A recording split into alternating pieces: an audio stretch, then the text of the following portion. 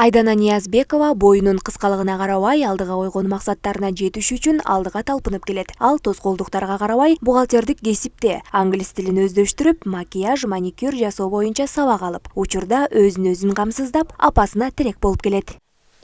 5 жыл мурун больницага көрүнгөндө айтышты, эме курсактан эле бел сынган деп. Ошо нерв жүлүндү кызып калып, анан ошол бойдун өстүрүшүн токтотуп койгон деп айтты. Анан буга чейин мен жакшы эле басчумун, физрага катышчумун. Анан 2-3 жыл болуп калды, ошо таяктын жардамы менен басып жүрөм.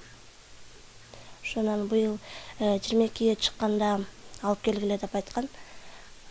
Белин көрүп, анан деме операция оор болгондуктан врачтар да кооптонуп атышат.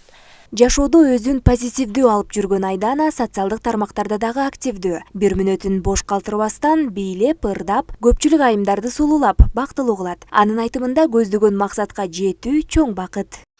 Жакын жүрсөк олак болушпай,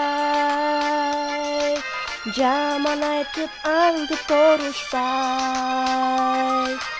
Кичинекей кезимде журналист болгум келчү, телевизордо сүйлөп.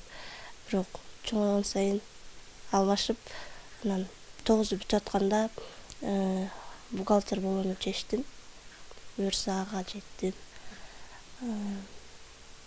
Анан азыр высший пока образование ала элекмин, буюрса планда бар, тапшырып квартира алсам деген максатым бар, машина алсам деген максатым бар.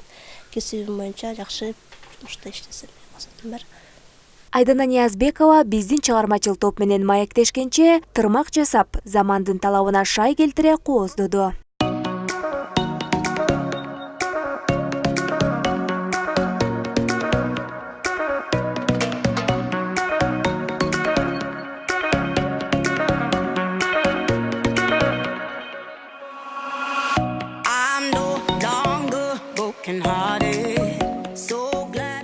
Чындыгында мындай өзгөчө адамдар коомго аралаша албай келишет. Алардан айырмаланган Айдана өзүн өзү өстүрүп, койкум сөздөрдү сүйлөп, жакындарына кубаныч тартуулагандан тажабайт.